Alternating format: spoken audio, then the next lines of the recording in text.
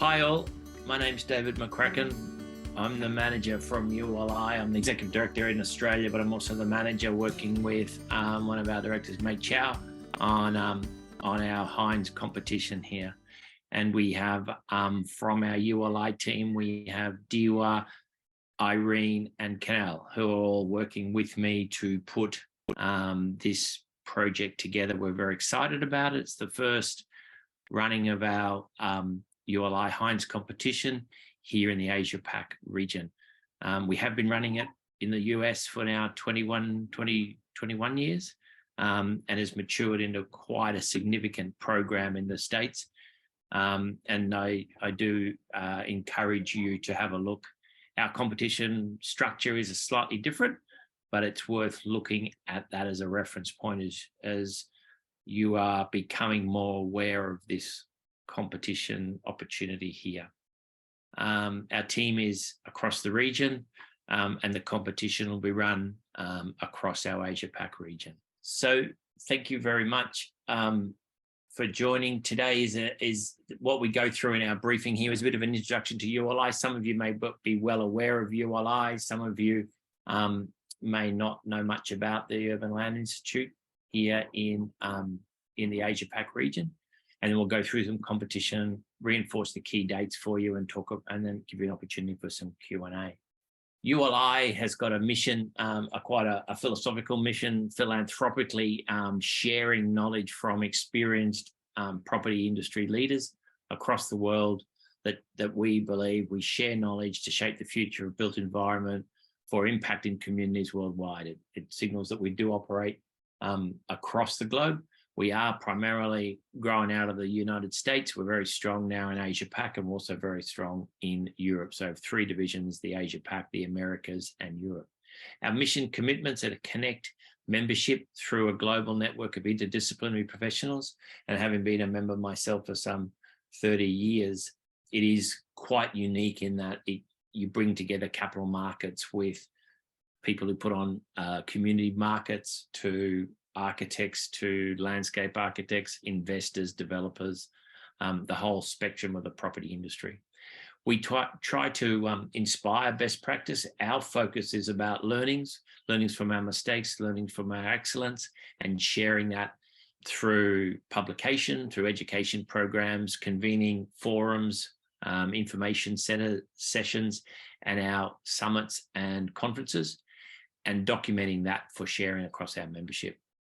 We also look at how we can bring together the intellect of our membership to solve some particular community or national challenges in real estate through bringing together global expertise, putting them in study groups as really focused on key issues.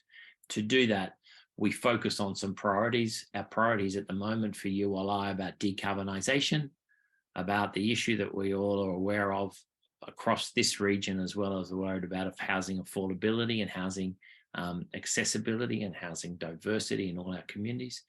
And then a focus on educating the next generation of real estate leaders across all the sectors.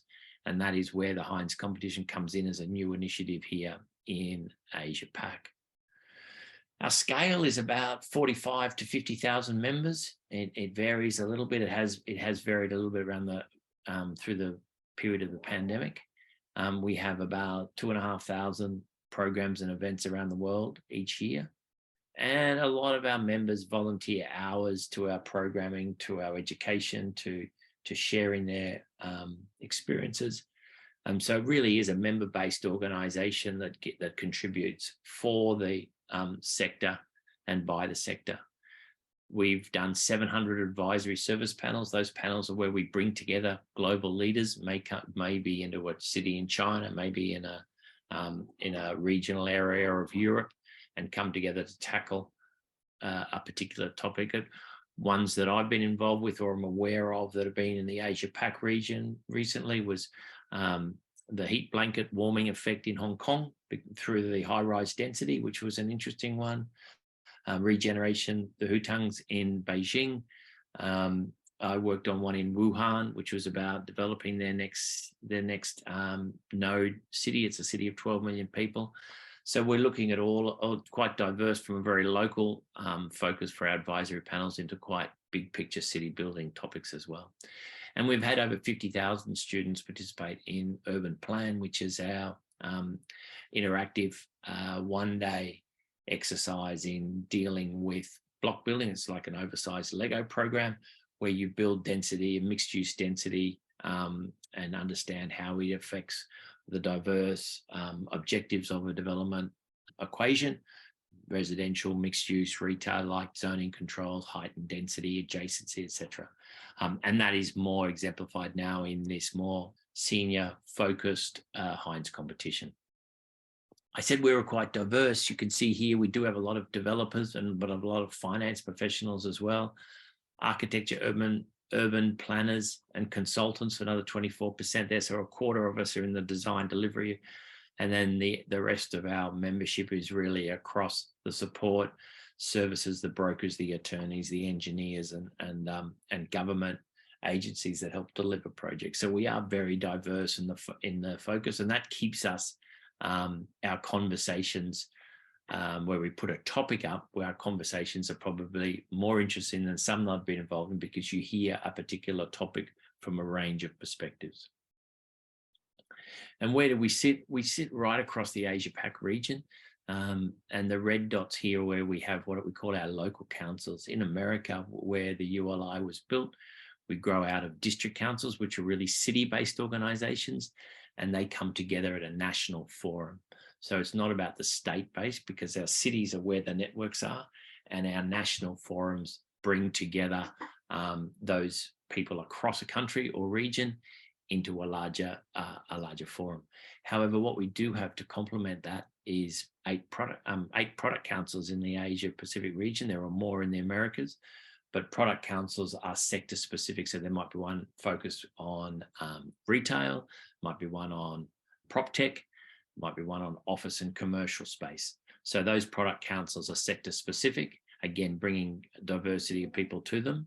And they work across the regions and complement the more local-based issues that are dealt with at the local council levels. We also have two member-focused activity streams, one of which is our Women's Leadership Initiative, which is becoming very strong here in Asia Pac, as well as our Young Leaders Group, which is a membership sector of ULI that's focused on our members that are 35 years and below. And they're both they vary in their focus. They complement our core programs, but they network specifically in those groups, as well as champion the voices of those groups across all of the property industries, all of the property sectors in which they're located. So what's the ULI Hines competition? It's focused on final year and graduate students. It is interdisciplinary. We would deliberately make it interdisciplinary. It's not a design exercise purely, and it's to teach and give experience to those recent graduates across disciplines to understand how design doesn't stand alone, nor does finance, nor does planning, but they're all interweaved.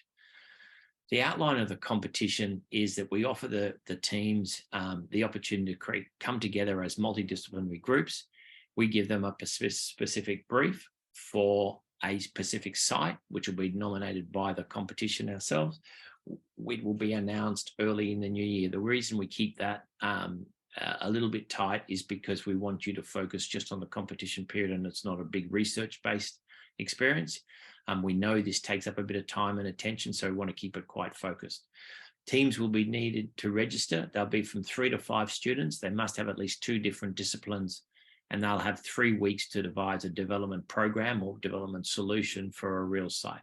The teams will be given quite specific criteria to respond against, and they'll have to describe their proposal graphically in words, in design criteria, typology, as well as financial data, which you'll work from a pro forma spreadsheet that we will issue for you to equalize the economic returns or returnable schedule as part of the competition. It's important to note this is an ideas and conceptual competition and will be assessed as such. It's not a design competition for the site that we nominate. It is purely an ideas and conceptual development approach and will be assessed as such. The focus for the Hines competition is really sponsored by the Hines Group, the Hines Corporation, but it's about raising interest among young people in creating better places and not just being one stream of the property delivery cycle focus, but understanding the interrelationship between all of those disciplines that come together for development and design challenges. As I said, we're in our 21st year. This is Gerald Hines, a wonderful man that I had the privilege to meet last century. Unfortunately, his endowment allowed this competition to be created. They're a great organization. They do a wonderful range of projects. If you do want to look at the diversity of their projects that they've built across initially America, then Europe, and now in Asia Pac, it's well worth having a look at. The European competition was launched in 2020. It's different again. It's a one-day competition. It was launched in the middle of COVID. We delayed ours until after the pandemic to allow our teams to be more interactive amongst themselves. This is our inaugural competition. It complements the others, but doesn't duplicate it. So there is some format that is particular to our competition. So what do we do? The Hines competition does reflect reality. So there are some standardizations in the brief. It is a bespoke challenge. It's a one-off site. However, because this site may be, let's just say the site that we nominate may be in Tokyo, you do not need to be a planning expert in Tokyo. We will equalize the nuances of the local planning controls to ensure that people that enter this competition anywhere from across the Asia Pac region have the same ability to contribute and respond to the challenges of the brief. So it is not, you don't need a deep knowledge in the city of where the site is located. Within the competition brief, we'll advise you of major infrastructure that may be connected to the site or planned for connection to the site factors, site interdependencies. So it really is a standalone project brief that allows you to look at, research that site, how it fits into the city in which it's located, and the opportunities that may come across for the viability of the future development. So it assumes that an investment group has chosen this site, that the investment group has selected your team as the master developer, and that any team is to provide a vision and proposal to transform that site with a variety of mixed-use elements, to create an urban community, have a layer of diversity in it, have some accessible housing, and it'll definitely have a residential component. It needs to have diversity of residential product, and will probably be connected to a piece of transit infrastructure to ensure that, which is a key part of most of our urban renewals now. As the master developer, your proposal must evaluate these benefits in terms of city building, in terms of neighbourhood creation, in terms of on-site identity, and the design benefits and the experience benefits your proposal may deliver, as well as the financial possibilities that you are providing. What we're looking for in the proposals is a response that demonstrates benefit to local and regional stakeholders. That's at a citywide perspective as well as a neighbourhood perspective. It is not just successful as a standalone development, but enhances the overall diversity, character, and sustainability of the neighbourhood in which it is located. It considers equity and housing affordability, as well as diversity of other use products that we'll have in the brief, or that you might see that should be included in your development proposition.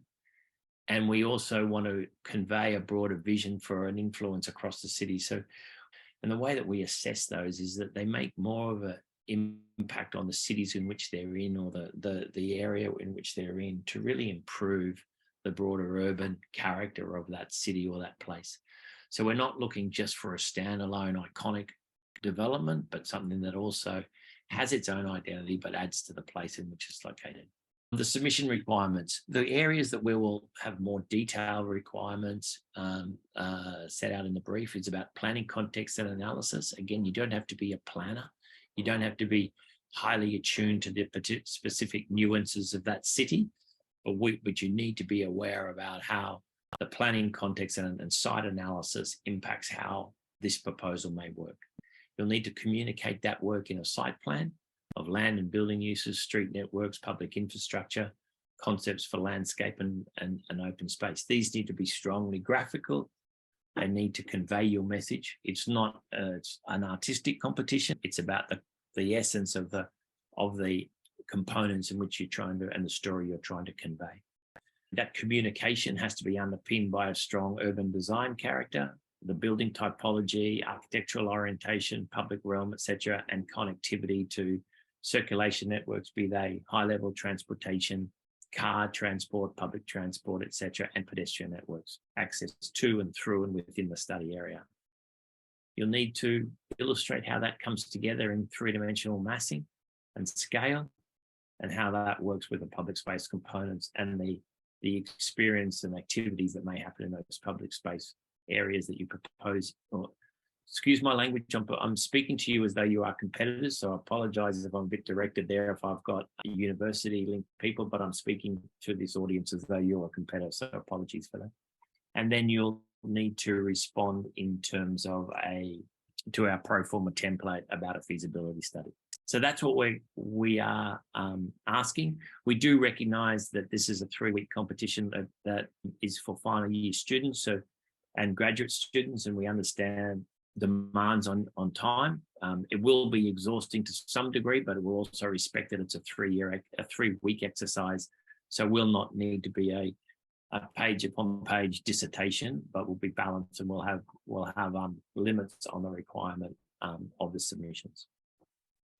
The eligible teams will comprise final year undergraduate and graduate students in multidisciplinary teams. We said they've got to have at least 2 disciplines. In America, they have to have more multidisciplinary components than that, but we've got 2 here. We believe that's the right way to get the program started across the region and across the university supporters.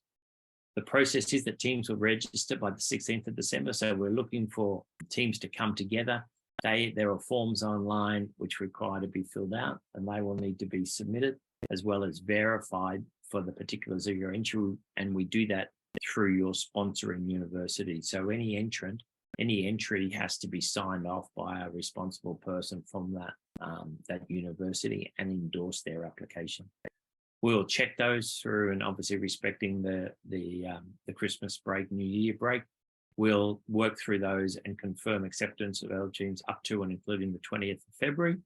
Our competition brief will be issued on the 3rd of March, which will commence just over 3 weeks of the competition period. We've included the extra weekend in that. So I think it starts on a Friday and finishes on a Monday or Tuesday. And then it will be assessed by a jury of ULI leadership members against established criteria, who may shortlist up to 3 to present at a virtual jury panel session on the 20th of April, at which time the winner announcement will be made on the 28th of April. The reason we do that quite quickly, we want to keep it focused and attended in terms of our assessment. And the winners have the benefit of then coming to the Asia Pac Summit at the end of May. So the prize is expenses paid trip for the whole team to the summit, which May is in Singapore next year, and is at the end of May. So the key points: 3 to 5 members supported by a sponsoring university, a minimum of 2 disciplines, graduates or final year students, all linked to one sponsoring university, and a 1-stage submission. The reason we reiterate that in the US model, if you do further that, it's a 2-stage submission. We are having 1 submission over a 3-week period, after which shortlisted teams may be offered the opportunity to present to that jury panel for clarifying their submission. So key dates: registration period, which we really want you to focus on now and get as many teams in as possible, runs through to the 16th of December. We'll confirm notification up to and including the 20th of February. The teams may be confirmed as we go along, or as one lot at the end and in that latter period of February.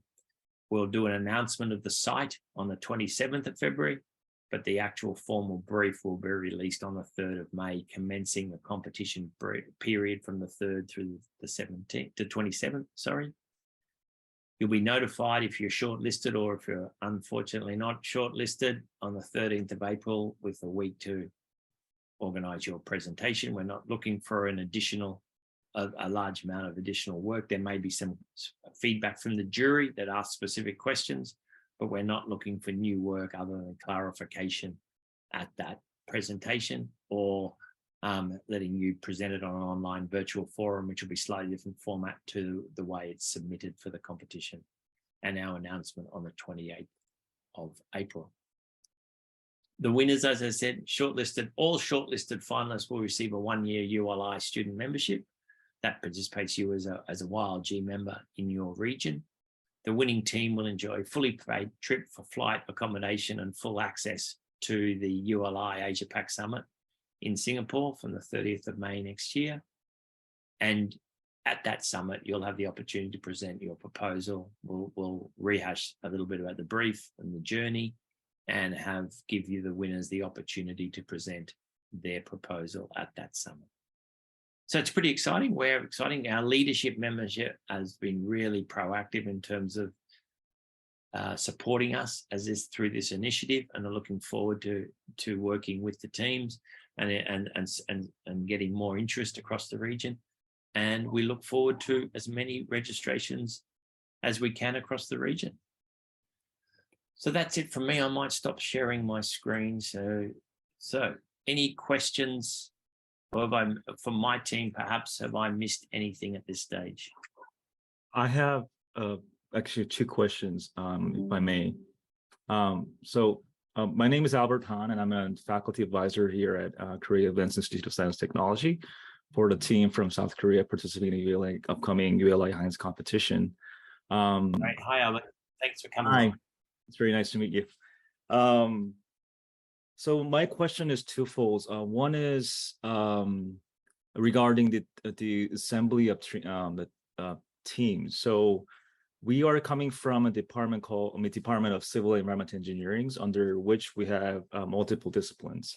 So our students comes from, some of them have an urban design background, urban planning background, as well as civil engineering backgrounds. In which case they will. So would I be able to make a case there? The team assembled from our department will coming from 4 different disciplines. Is that possible? Yes. Yeah, absolutely. Okay. So they just need to focus what their discipline is in their sub-degree or their stream within your school. And obviously see a school like you may have 5 entries from your school, each are across different, each with a cross focus of discipline amongst it. Yes. Yeah. No, that's fantastic. Awesome. And my second question is about the financial analysis. So I have coached the Hines competition when I was back in the United States, during which I learned that it needs a lot of background research, especially when the site is announced. You need to get understand the planning background, as well as identify numbers for per square feet, construction costs and things like that. My students had a lot of spent a lot of time on their background research, digging up information from PwC annual report and things like that. In case of this particular competition, since we're going to focus on the Asia Pacific region, I know that you've presented that you guys will be providing us with the performa. Would all those information will be provided based on the site announced, or is that something that our student needs to do background research on? Good question, Albert. We will normalize some of that because we are such a diverse geography. So we will have a range of some of that data involved in the brief. Mm-hmm. And you might have a range of square meter rates or square foot rates, and you can choose in that range for your product. Okay. But we recognise that someone in Australia may not be very well experienced on the residential costs of construction in South Korea. So we will normalise that a bit, but we want to ensure that there are some components that do require a little bit of strategic research as well. So potentially the site could be anywhere in Asia Pacific region. It could be in Australia, we will nominate a specific site. Yeah. That will, yeah. So we will give you the site details and a brief and all the land information and site plans and base plans. Let's use for an example. It's in southern part of Tokyo, for instance. But you'll be given a site plan and the site. You need to do some research around that site. We're not going to be totally exhaustive, but you'll have enough to have a significant knowledge of that site. Yes, yeah, it's a real site, not a fictional site. Yes, this is very exciting. I'm very excited for the ULI Asia Pacific, as well as for my students. Yeah, good. Well, we hope that everyone jumps in and really, hopefully, we've got enough of the information that allows everyone to be excited as well. And it is a tough end, as you know, having been through it, to make sure that we've got an adequate amount of information, but we also will be quite clear in what our expectations are in terms of submission to ensure it's clear in that regard. We don't want someone to be doing 3 boards and someone to be doing 28 boards, for instance. We'll be very clear about that to normalize. Thank you for your questions. Well, thank you for your answer. Thank you.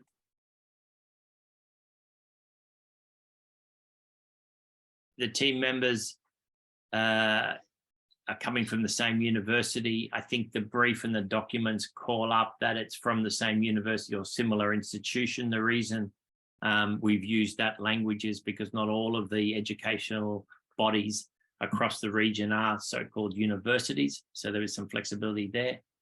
But yes, we want them from the same, from the similar sponsoring university.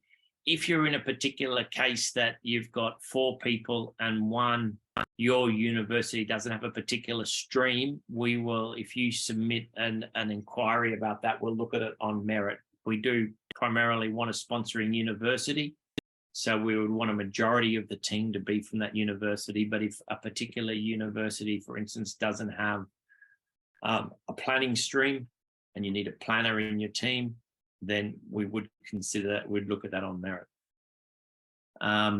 Dewa will also share our website links and go through our website. There's a lot of information in there. Here's that we'll be doing another Q&A webinar later in the period of registration to again answer questions. And then there's a link in our asia.uli.org and then into programs, how to form a team there and how to apply. We believe it's self-explanatory, but when you write these things yourselves, you get so close to them. So please jump in and please correspond with us and share feedback, and we'll make sure we're hopefully be as clear as possible in our responses.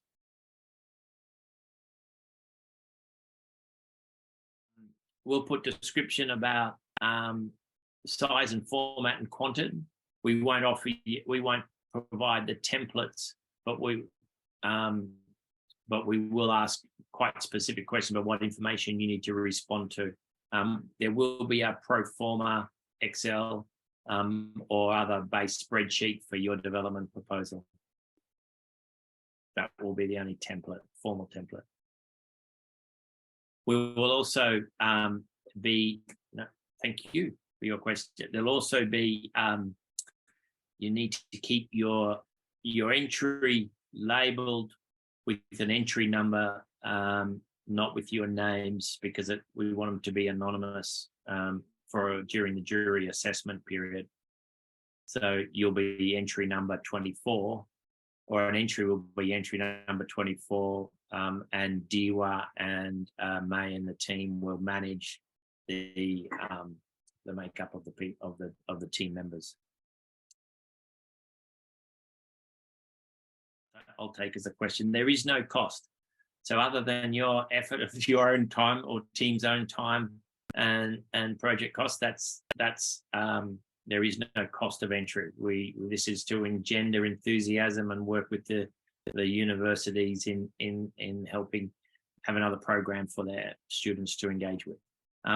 Will students be supported by the academics? Yes, we asked. I mean, we trust the academics will be professional in that response and in their advisory. You have in the application forms a point where they can have an academic supervisor. You can also seek to have a professional supervisor as well, where someone is available and you need to nominate that person. So there's some faculty and professional advisors in this area. Perhaps, Albert, did you act as an advisor, did you say? Yeah, I've acted as a faculty supervisor. Yeah. Would you just maybe give 2 minutes on just what your role was to people who are listening in? Could you share your experience? Yes, sure. So my role as an academic advisor was to deal with the schedule and the assembly of teams. So making sure that the teams, when they submit the register for the competition, they met all the requirements. Also seek for any sort of like support that I could provide for my students at the university level or department level. I also reached out to, in collaboration with the ULI San Antonio back then, I worked with the ULI San Antonio chapter to seek for a professional advisor, like the subject matter expertise, to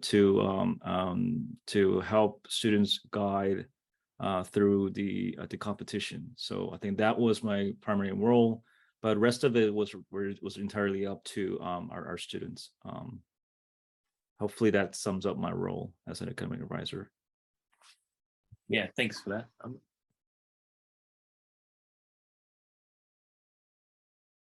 So there's not ULI sponsoring universities. No, it's open to any university. The university is sponsoring the team. That's where we use the word sponsoring. So the team needs to be sponsored or overseen by a particular university that will endorse their application. So there's no relationship between ULI and the universities. So that's the first question. How to check eligibility of the university. After we get your application or an application with a nominated university, there is a point on that application form for the head of school or the dean or the course supervisor to be nominated. We will contact that person and have a chat with them and get their ratification and endorsement, both of the program involvement as well as the team, and that the members of the team are all eligible. No, I think we have got everything covered, unless there's any other questions from the floor. Any more questions? And I guess it's good for the team when you are interested in joining the competition. You can really log on the site. When you look at the form, that you know the kind of like information that's required for the registration, right? And also the earlier you start the process, you can always ask questions and instead of waiting until the last minute. That's why please sign on the page and find out more information, and feel free to drop our team kind of any questions that you may have. Yeah. Just to add to this, for the online form, it requires you just to make a free account on our ULI website once you click the registration button. When you start your form, you can actually stop at any time and go back into it. So we really do encourage you just to open up the platform just so that you can see what is required of you for the form registration. Should you have any questions, I'll be providing an email link now for you to email any questions on the text. Okay, thank you all. Thank you for joining. Appreciate your time, and we will speak soon. Thank you. Thanks, everyone. Speak soon. Bye. Bye.